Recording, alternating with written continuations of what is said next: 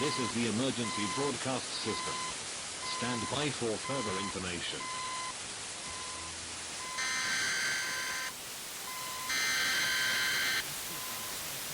Several reportings of a nuclear leak.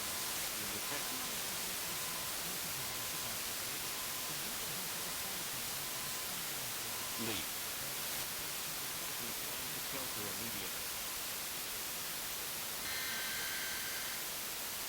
This morning o'clock. The following case was not included in any official investigation surrounding Relay Station 6. It does not appear in county records. It was not mentioned during internal reviews. In fact, the only reason this incident is known to exist at all is because someone forgot to delete a dispatch log. The log contains a single address, a single timestamp, and a note entered by an unidentified operator. That note said, "Do not send anyone back."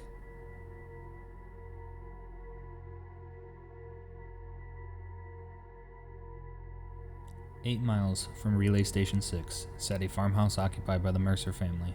Robert Mercer, his wife Elaine, their son Nathan.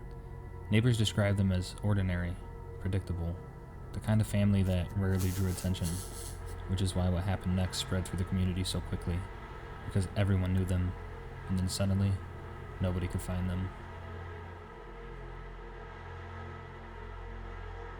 At approximately 2:09 in the morning, multiple residents reported a brief disturbance in electrical service. Lights dimmed, televisions flickered, radios emitted a burst of static. Then everything returned to normal, except at the Mercer property. According to a later witness statement, lights inside the farmhouse continued flashing for nearly 7 minutes, on, off, in a repeating pattern. Some theories suggested it was Morse code. But at 2:11 in the morning, a transmission was captured on an emergency monitoring channel. The source was later traced back to the Mercer residence. I must warn you that what you're about to hear is disturbing.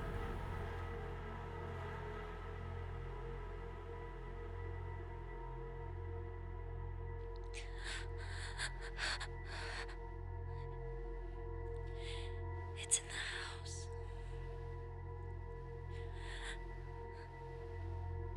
It's using the radio.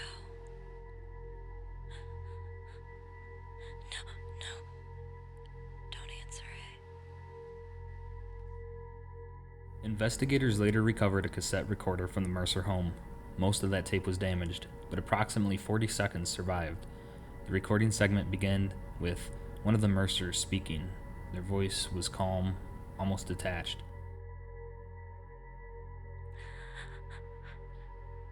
Dad says it's coming from the walls. Mom says she can hear it outside too. Shh. I think it knows we're listening.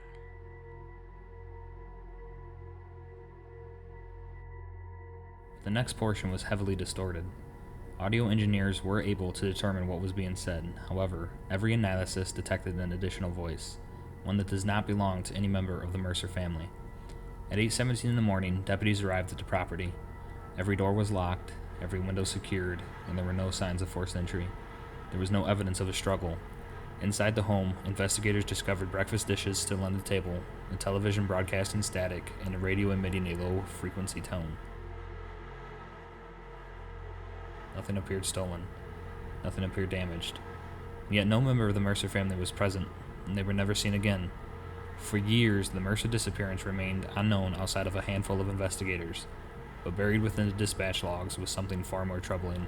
The final transmission from the Mercer property occurred at exactly 2:13 in the morning, the same moment Relay Station 6 went silent, the same moment every anomaly recorded that night peaked. In the same moment, a second location appears in the archive, a location nearly 70 miles away, a location with no radio tower, no dispatch center, no connection to the Mercer family, yet somehow, it was still receiving the signal.